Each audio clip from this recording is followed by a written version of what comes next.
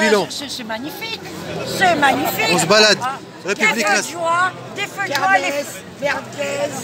non mais les feux de la Saint-Jean, 21 juin qui commence le 1er mai. C'est extraordinaire. Très très bien. Ça augure. Et puis n'oubliez pas qu'il y a des petites surbooms nocturnes. Bon. Quant à la province, bravo. Je viens de rencontrer deux Toulonnaises, les convergences et tout et tout. Très très bien. Bravo à Interpro 92 qui est très bien. Ouais. Bravo aussi au collectif Stop les morts au travail. Deux morts par jour au travail. C'est énorme. C'est énorme. C'est énorme. Alors bravo à deux jours. 2 morts par jour. 2 morts par jour au travail. Ah oui, oui, c'était vendredi. Vendredi, c'était la journée de la santé au travail. Il y a eu un rassemblement 127 rue de Grenelle devant le ministère du Travail. Et les personnes ont évoqué, dans le silence, l'anonymat le plus complet, les gens meurent. On envoie ton fils installer des panneaux solaires, il passe à travers le toit. L'entreprise a été signalée 7 fois, c'est pas grave. On t'annonce que ton gosse a disparu sous un déluge de sucre, dans un déluge de sucre. Ou ton gosse, ou quelqu'un de ta famille disparaît sous un amas de parpaing, 2 fois par jour. Plus les accidentés. Certains accidentés regrettent de ne pas être morts dans l'état où ils sont. Alors c'est désastreux. Et le collectif Stop les morts au travail fait un excellent boulot. Apparemment, il y a beaucoup de morts sur les chantiers pour les Jeux Olympiques. Ah oui, mais ça ne m'étonne pas. De toute façon, le chantier de rénovation des Halles, il y a eu des morts. On n'en a pas parlé. Il y a des morts sans arrêt, il y a des accidents. Donc le travail tue, le travail ne paye plus, le travail tue et il faut qu'on se tue au travail. Ça commence à bien faire. Ça s'appelle le retour du servage. Nous sommes sacrifiés à des idoles qui s'appellent le CAC 40, qui s'appellent les fonds de pension américains, qui s'appellent différentes choses aberrantes. C'est complètement inouï. Nous sommes des poules qui devons donner des œufs, mais on nous prive de grains. Jusqu'où ça ira, chacun doit faire son choix. Et là, ça fait plaisir. Et le bilan de la journée, c'est quoi, Florence? Eh bien, c'est très encourageant. 1er mai, tout le monde attend le 1er mai, finalement, normal, une balade, comme d'habitude. C'est quand même bien, il y a des contacts qui ont été pris, il y a différentes choses, différentes actions ont lieu en province. N'oublions pas tout ce qui se fait en province et tout ce qui se fait en souterrain, non revendiqué, non élucidé, virgule, faute de moyens. Merci la police. Non, mais certains flics sont sensationnels. Ça, je dois dire, ils nous rendent des services. Non élucidé, virgule, faute de moyens. Attends, quand tu penses qu'en manif, on a fait les andouilles, que certains flics nous ont laissé faire, et nous avons découvert 2 ans après que ces flics étaient du syndicat Alliance, ah ben, sont de bons camarades. Merci aux camarades d'Alliance qui nous ont laissé faire. C'est extrême droite quand même, Alliance. Oh, dans Alliance, il y a des rebeux, il y a des renois, il y a des feuilles. On arrête, il n'y a pas ni droite ni gauche. Hein. Écoute, là, la manif Philippot qui est partie de Trocadéro, il y avait des rebeux, il y avait des renois, il y avait des feuilles. Non mais qu'est-ce que ça veut dire extrême droite, extrême gauche quand on voit ce que nous fait Macron? Est-ce que c'est pas du fascisme? Est-ce que c'est pas du fascisme? Macron, c'est le fils. Donc le Picsou est du docteur Goebbels. Il faut qu'il assume ça. C'est du fascisme, quoi. Goebbels et Picsou se sont paxés et ils ont un avortant, c'est Macron. Eh ben, si ça vous convient, moi, bien d'accord. C'est du fascisme, quoi. Non, oui, c'est du fascisme. C'est du fascisme, propre lui financier. Alors que de l'autre côté, c'est du populisme. Populisme, voilà. Ce serait une insulte. Alors, populisme est une insulte, néolibéral est une insulte. Mais les libéraux, ils sont pas. Il y a des choses intéressantes. Chez les libéraux, je suis en train de dire ça. Chez les libéraux, il y a des choses intéressantes.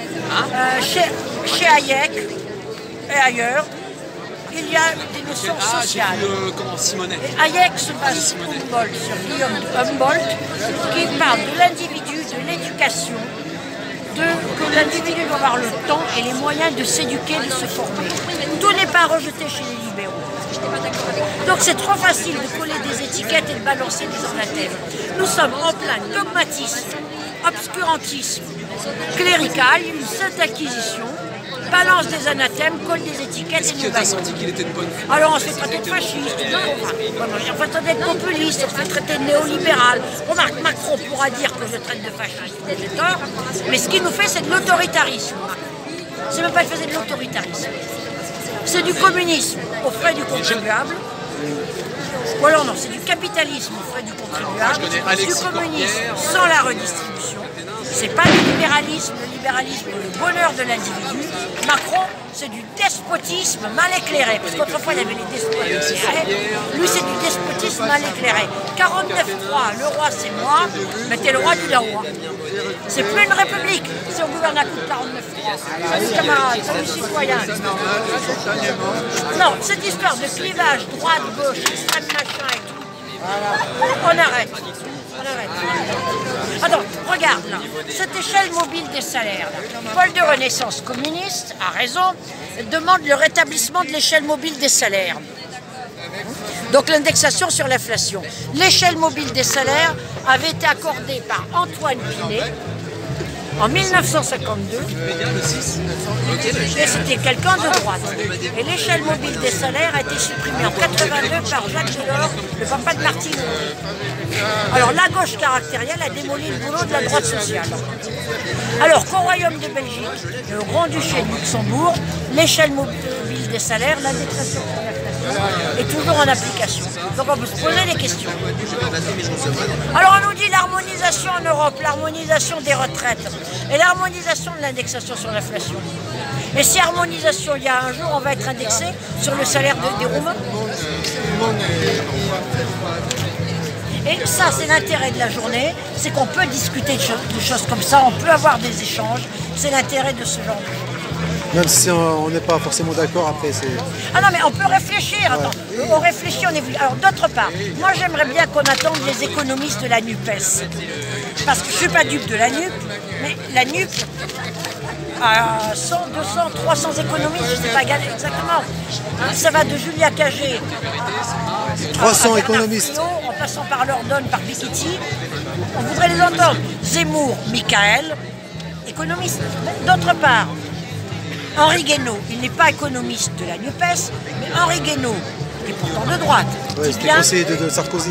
Bon, il dit bien que l'intersyndicale a raison et que les retraites ne sont pas nécessairement financées par le travail. Entendons Henri Guénaud. D'autre part, ayant les yeux tournés vers ce qui va se passer le 8 juin, ce qui est passé en juin, le groupe LIOT, L-I-O-T, Liberté, Intégrité, Outre-mer et Territoire, Charles de Courson, a déposé une motion, enfin quelque chose, pour abroger la loi de réforme des retraites. Ce sera discuté le 8 juin. Si LFI et le Rassemblement national votent, donc, si le Rassemblement national veut prouver qu'il a une fibre sociale, peut voter avec LFI et LIOT. À l'Assemblée nationale, ça? Oui, à l'Assemblée nationale. Ça va changer quoi? Eh ben, là, ce sera l'abrogation. Il y a une possibilité, une masse possibilité d'abroger la loi de réforme des retraites. Ah bon? Mais il faut, ce sera discuté le 8 juin. C'est LIOT avec LFI et le RN. Le RN, c'est à lui de décider. C'est pour ça, ceux qui aujourd'hui appelaient à se rendre au Havre et à saboter le RN, c'est idiot. On nous demande un raz-de-marée à Paris et on nous demande d'aller au Havre. Ensuite, le Rassemblement national a été élu légalement. Il peut s'exprimer. Et s'il va au Havre, c'est d'autant plus intéressant, c'est la ville d'Édouard Philippe, dont le grand-père était docker cégétiste. Lorsqu'Édouard Philippe, il paraît que dans le bureau de maire d'Édouard Philippe, figure le portrait du grand-père docker cégétiste. Édouard Philippe l'écrit noir sur blanc dans son livre Les hommes qui lisent. Salut, salut. Merci, merci. Alors, ça peut être intéressant. Ensuite, en juin, il y a COR, Conseil d'orientation des retraites. C'est une instance indépendante qui publie ses rapports au mois de juin. On va voir ce que va dire le Conseil d'orientation des retraites. Donc, la partie n'est pas perdue. Il y a encore des possibilités. Il y a l'espoir, quoi. Il y a un petit espoir. Il y a à nous de faire peser la balance et de ne pas considérer le Rassemblement national comme un ennemi. Le Rassemblement national a été élu et les gens qui ont voté Rassemblement national sont des orphelins. Vous voyez, moi je suis en train de lire Paul de Renaissance communiste. On en discute avec Paul de Renaissance communiste, ils sont d'accord. Et même dans le Parti communiste classique, ils sont d'accord. que ce sont nos orphelins, les anarcho-syndicalistes, reconnaissent que nous n'avons pas fait le travail et que beaucoup sont partis au Rassemblement national. Et casser du Rassemblement national, c'est une manière de casser du prolo. Tout comme quand on casse du flic, c'est une manière de casser du prolo. Et au Rassemblement national, il y a bien des rebeux, des renois et des feuilles. On n'ose pas insulter un travailleur à peau pigmentée, mais on peut l'insulter s'il est Rassemblement national ou s'il est flic. Est-ce que tu vois la perversité des bobos, des intellos de chiottes? Est-ce que tu vois leur perversité? C'est quand même costaud. On crache sur le RN, on casse la gueule du RN, mais ça ne nous gêne pas d'embaucher une nounou africaine qui a véritable bac plus 4, bac plus 5. Et d'ailleurs, curieusement, l'autre fois, une brave dame s'est aperçue qu'une nounou africaine avait un véritable bac plus 4, plus 5. Elle a tout fait pour que cette fille africaine retrouve un véritable emploi.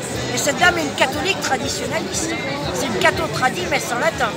J'ai un autre exemple d'un brave Africain qui nettoie les vitres d'une grande surface dans un quartier intello de Paris avec des COV, des composés volatiles. La seule dans le quartier qui soit indignée, c'est la catho-tradie du coin. Et la catho-tradie du coin, elle sait que je suis rouge et noir, il vient me raconter ça. Non mais, c'est pour ça que les bobos, les intellos, commencent à me gaver. Leur hypocrisie, ça vaut l'hypocrisie du clergé sur la Colline, c'est lequel immeuble qui a brûlé? C'est l'immeuble qui a brûlé. Bon, je suis désolée de vous avoir un peu bousculé. Non, c'est... Merci Florence. Alors comment tu vas toi?